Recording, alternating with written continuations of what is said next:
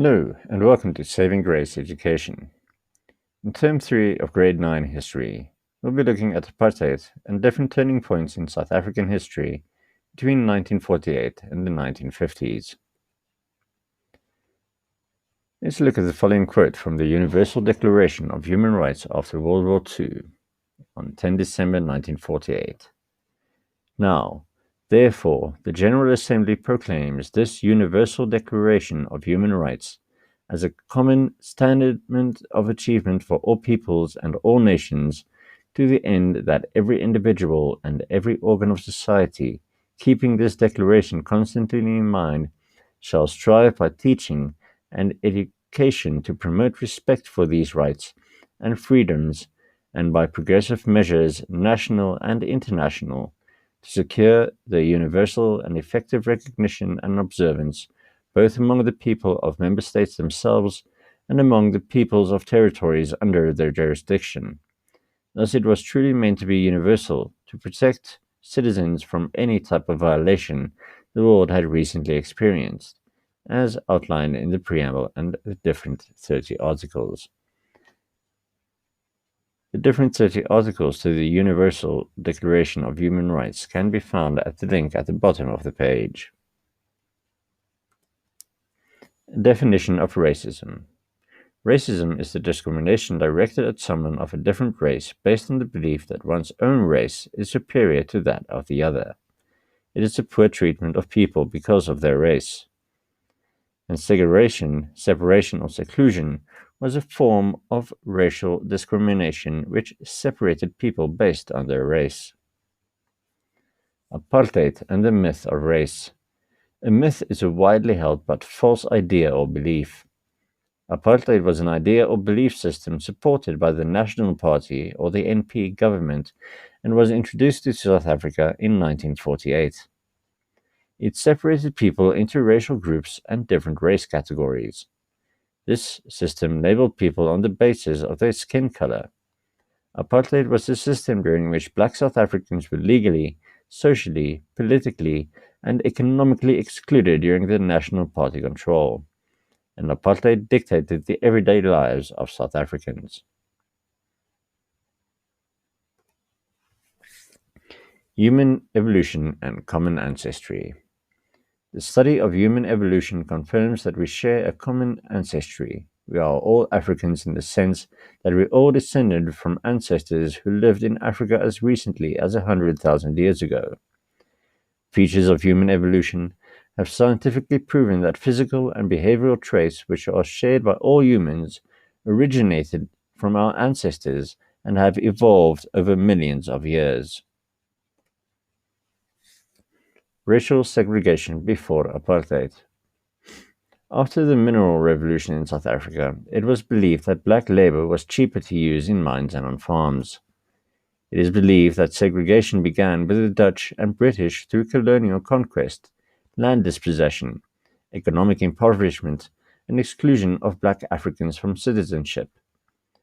When the Dutch East India Company was established in 1795, local citizens like the Khoikhoi and Xhosa people were affected. The Khoikhoi were subjected to becoming lower-class domestic farm workers and alienated when the VOC brought slaves from different parts of Africa and reduced their earnings. The controversial 1913 Land Act, passed 3 years after South Africa gained its independence, marked the beginning of territorial segregation by forcing black Africans to live in designated areas. Racial differences became synonymous with class differences. Apartheid began when the National Party won the national election on the basis of racism and segregation in 1948. Voting rights were denied and low wages were paid to black people. And apartheid extended the reach to the racist state and led to a systematic and fundamental deterioration of the position of black people in South Africa until 1994.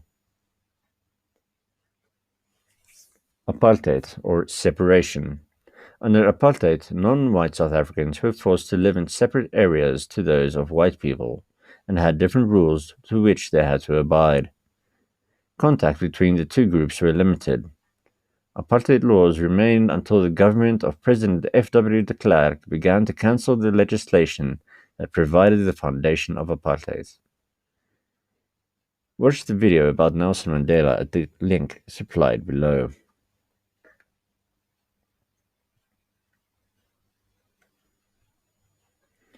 Here are some main apartheid laws. The 1953 Reservation of Separate Amenities Act forced segregation on all public facilities, including beaches, stadiums, parks, toilets, buses, and trains. The Pass Laws Act of 1952 required all black South Africans over the age of 16 to carry a passbook, known as a dompas. It was a criminal offense for black South Africans to be without a pass, and made a movement and residence dependent upon a pass. The Population Registration Act classified all South Africans as members of the white, African, colored, or Indian racial groups. The government created racial classification boards to officially determine a person's race, which was reflected in their identification numbers. The Group Areas Act imposed strict residential racial segregation. The Immorality Act banned couples of different racial backgrounds to be in a relationship. Bantu Education Act established an inferior education systems for Africans based upon a curriculum intended to produce manual laborers and obedient subjects. Similar discriminatory education laws were also imposed on coloreds who had lost the right to vote in 1956, as well as Indians. The extension of the University Education Act of 1959 prevented black students from attending white universities except with government permission, and it created separate and unequal institutions for Africans, coloreds, and Indians. The Group Areas Act, the Sophiatown Forced Removal. Sophiatown was established in 1904. Before 1913, black South Africans had freehold rights and bought properties in the suburb. By the 1920s, whites had moved out, leaving behind a vibrant community of blacks, coloreds, and Indians, as well as Chinese. In 1950, the NP government passes the Group Areas Act, which designates specific areas for particular race groups. In 1952, the Native Laws Amendment Act of 1952 is passed. This allows the NP government to remove Sophiatown residents and resettle them in Soweto. In 1954, residents of Sophiatown held regular meetings in an attempt to coordinate the resistance to the impending forced removals. In 1955, police opposition in Sophiatown in expectation of resistance against forced removals. Between February 1955 and November of 1959, there was the removal of approximately 60,000 people to Meadowlands, Lenasia, Westbury, and Noordgesig. Sophiatown is rezoned for whites and renamed Triumph.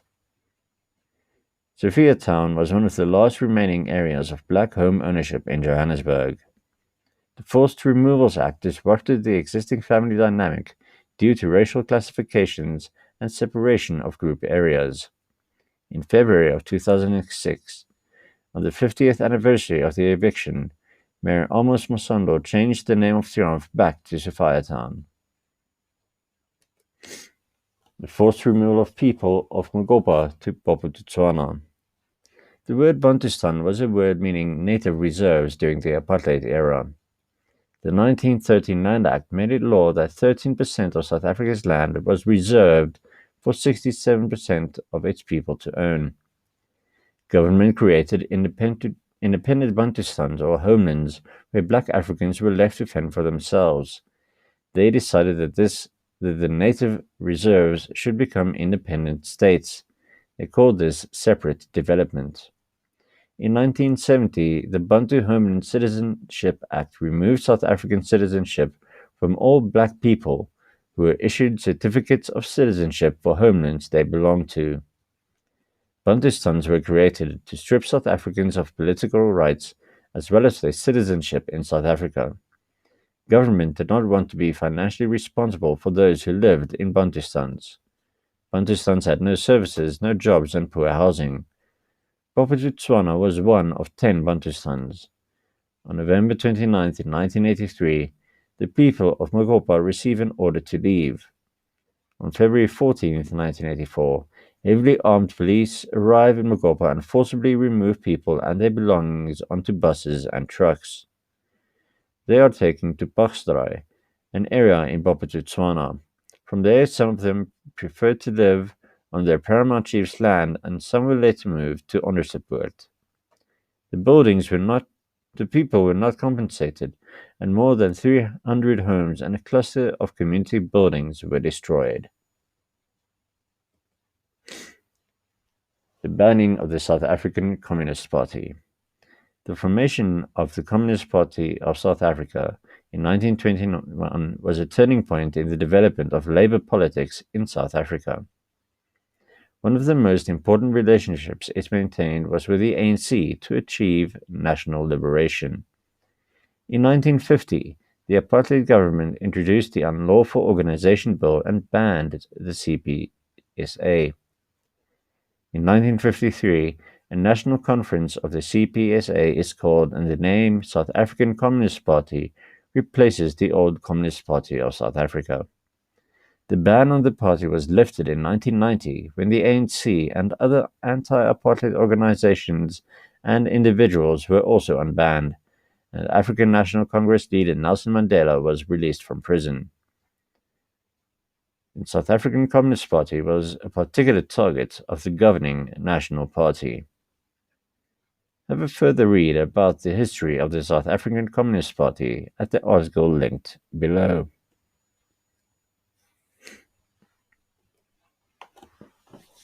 Albert Luthuli. In 1898, Albert Luthuli was born at the Solusi mission station near Bulawayo. His Zulu name was Mvumbi, which means continuous rain. In 1951 and 1952, he is elected as the ANC President General.